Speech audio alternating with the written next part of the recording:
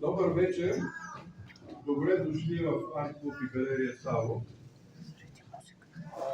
Както е обичайно да се каже, че все пак сме в все още януари месец, както се казва, за много години. Искам да ви пожелая здрава и успешна година да имате. Така че ние започваме тази година с именно тази изложба.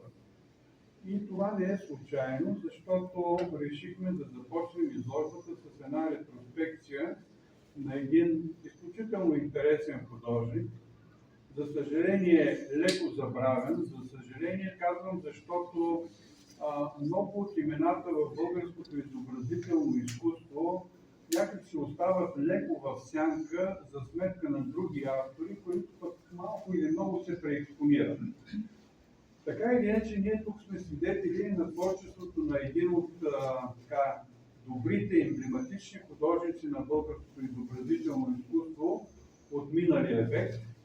Автор, който е работил през някъде преди 1944 година, някъде започва, коя година започва работата си? Първото самостоятелно изложба на моя дядо е 1940 година. 40 година, тук можем да видим, мисля, че имаме работа от 40 година, което е много важно.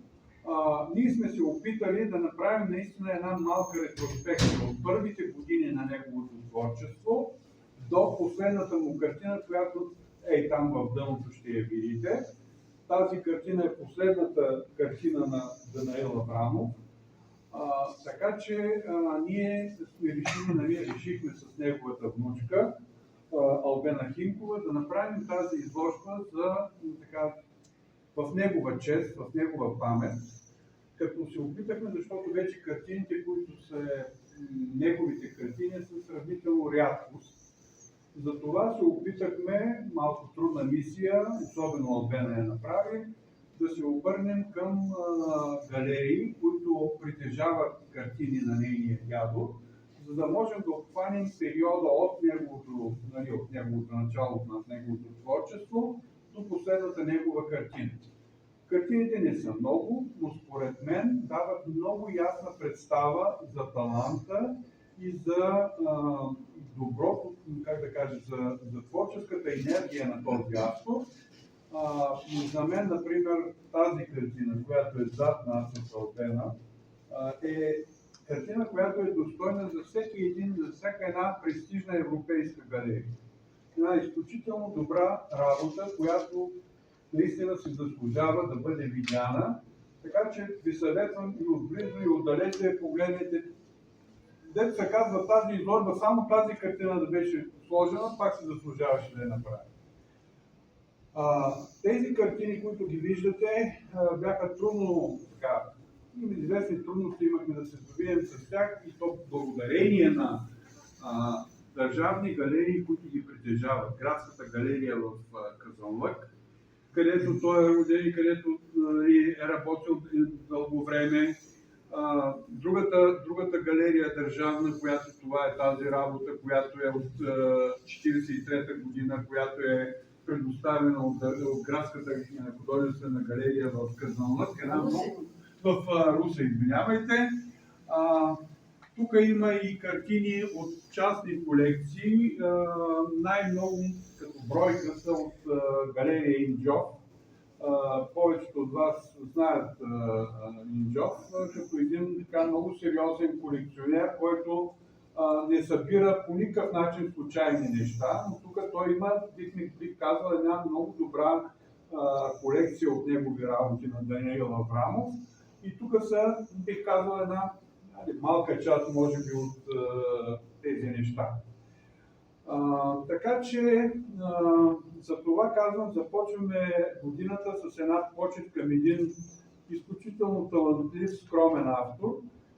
Това някои хора, които ме питаха, защото тук виждате една картина с едно виолончело, която е много интересна. Данаил Аврамов, освен художник, е бил и лютиер. Човек, който е правил струнни инструменти, човек, който аз днес разбрах от Албена от интервюто и че много рано и на 10 години даже е решил, че трябва да си направи собствена цигулка, но по-късно тя ще разкаже, може би, някои неща по този повод.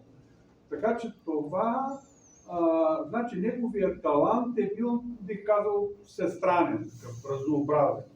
И това, което аз научих от неговата внучка като човек, защото тя има спомен от дядо си, нали, това да си спомниш, тези неща са много лични, тези спомени, те трябва да останат за поколенията.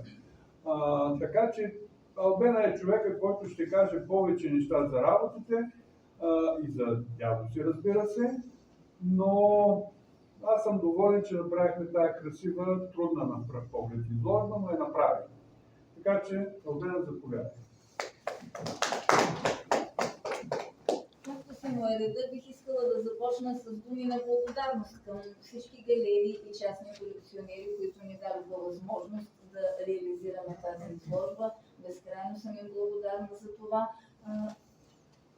Трудно беше, както каза господин Савов, но имах голямо желание да запозная пловдивската общественост с творчеството на моя дядо, и то не случайно. Днешния ден, точно преди една година, беше премиерата на моята стихосбирка и във връзка с това събитие много хора, в това число журналисти, в това число и водещият на самото събитието